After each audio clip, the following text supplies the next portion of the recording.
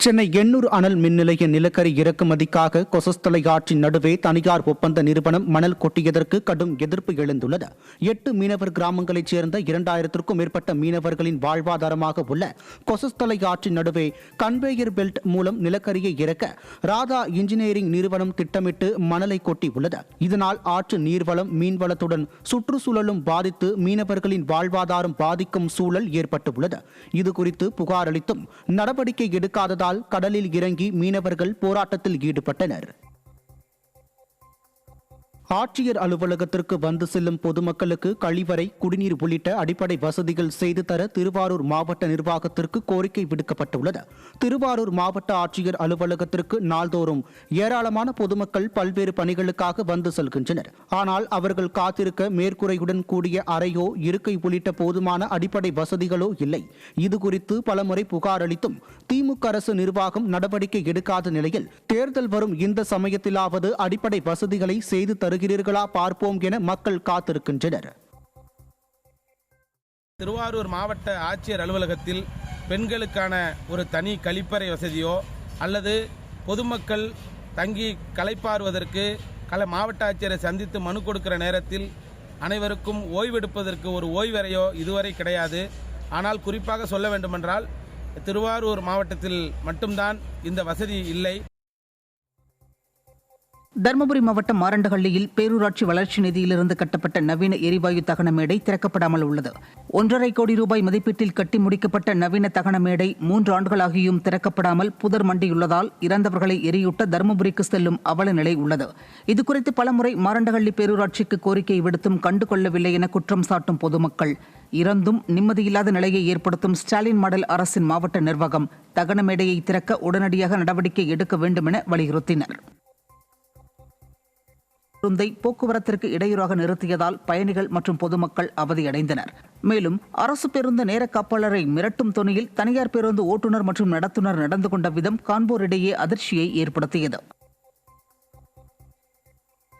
திருப்பூர் மாவட்டம் உடுமலையில் பூங்கா அமைக்க வேண்டிய இடத்தில் வீட்டுமனை பிரிவுகள் தளவமைப்பு செய்யப்பட்டுள்ளதாக பொதுமக்கள் குற்றம் சாட்டியுள்ளனர். பொது பயன்பாட்டுக்கு ஒதுக்கப்படும் இடங்கள் ஆக்கிரமிப்பு மையமானது குறித்து சில ஆண்டுகளுக்கு முன்பு ஆய்வு நடத்தப்பட்ட நிலையில் தற்போது வீட்டுமனை பிரிவுகள் தளவமைப்பிற்கு ஆக்கிரமிப்பு செய்யப்பட்டுள்ளதாக பொதுமக்கள் அதிர்ச்சியடைந்துள்ளனர். மேலும் திமுக நகராட்சி நிர்வாகம் பல கோடி ரூபாய் மதிப்பில் உள்ள பூங்கா இடங்களை ஆக்கிரமிப்பாளர்கள் கைவசம் முழுமையாக சென்று விடாமல் தடுக்க வேண்டும் என பொதுமக்கள் கோரிக்கை விடுத்துள்ளனர். ஈரோடு மாவட்டம் திங்களூர் ஊராட்சிக்குட்பட்ட சுஜல்கரை கிராமத்தை சேர்ந்த பெண்கள் குடிநீர் கேட்டு காலி குடங்களுடன் சாலை மறியலில் ஈடுபட்டனர். கடந்த 1 மாதமாக குடிநீரின்றி அவதியுற்ற கிராம மக்கள் இதுகுறித்து அதிகாரிகளிடம் முறையிட்டும் நடவடிக்கை எடுக்கப்படாத ஆத்திரத்தில் சாலை மறியலில் ஈடுபட்டனர்.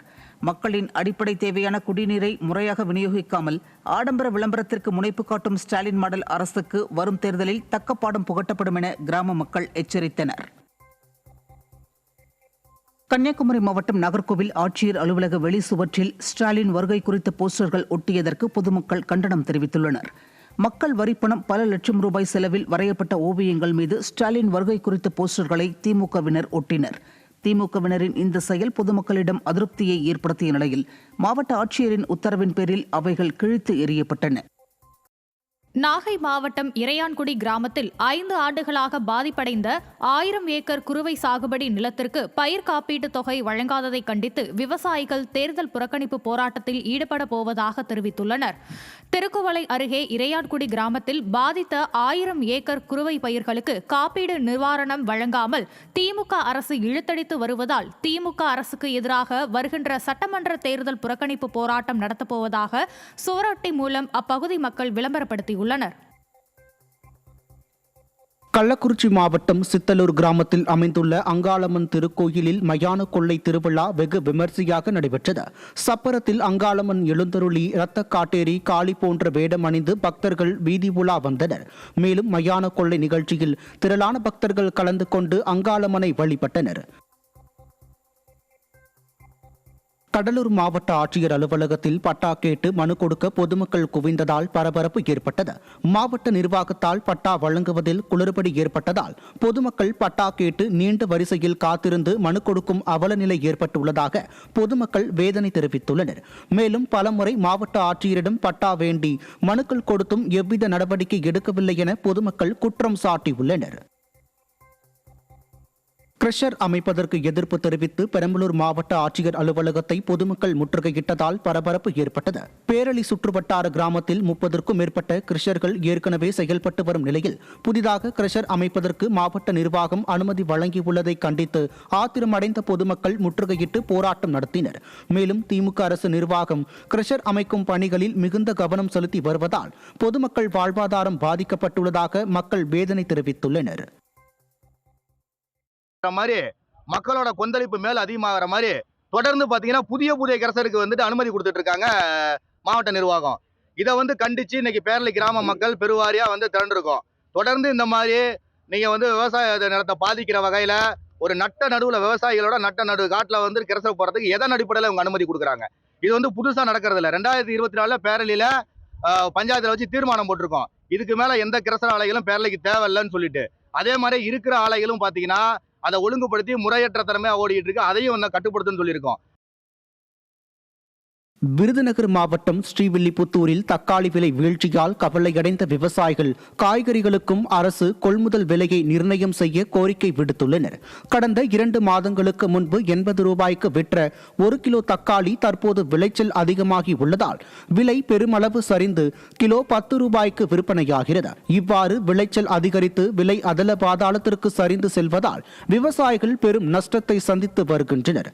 மேலும் தக்காளிக்கு உரிய கொள்முதல் விலையை அரசு நிர்ணயிக்க வேண்டும் என விவசாயிகள் கோரிக்கை விடுத்துள்ளனர்.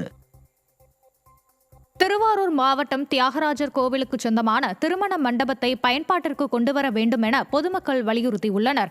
இக்கோவிலின் திருமண மண்டபம் ஏழை எளிய மக்களுக்கு பயன்படும் வகையில் குறைந்த கட்டணம் நிர்ணயிக்கப்பட்டு செயல்பட்டு வந்த நிலையில் தற்போது சிதிலமடைந்து விஷ ஜந்துக்களின் கூடாரமாக மாறியுள்ளது. இதனால் இந்து சமய அறநிலையத்துறை அலட்சியமாக செயல்படாமல் இதுகுறித்து உரிய நடவடிக்கை எடுத்து மண்டபத்தை மீண்டும் மக்கள் பயன்பாட்டிற்கு கொண்டுவர வேண்டும் என பொதுமக்கள் மற்றும் பக்தர்கள் கோரிக்கை விடுத்துள்ளனர். மதுரை மாவட்டம் சோழவந்தான் அருகே தென்கரையில் அமைந்துள்ள ஸ்ரீ உச்சி மகாகாளியம்மன் திருக்கோவிலில் மகா கும்பாபிஷேகம் வெகு விமர்சையாக நடைபெற்றது. கும்பாபிஷேக விழாவை முன்னிட்டு வைகை ஆற்றில் இருந்து புனித நீர் எடுத்து வரப்பட்டு யாகசாலை பூஜையுடன் தொடங்கி வேத மந்திரங்கள் முழங்க பூஜைகள் நடைபெற்றது. மேலும் கருட பகவான் வானில் வட்டமிட கோபுர கலசங்களுக்கு புனித நீர் தெளிக்கப்பட்டு கும்பாபிஷேக விழா வெகு விமர்சையாக நடைபெற்றது. இதில் திரளான பக்தர்கள் கலந்து கொண்டு சுவாமி தரிசனம் செய்தனர்.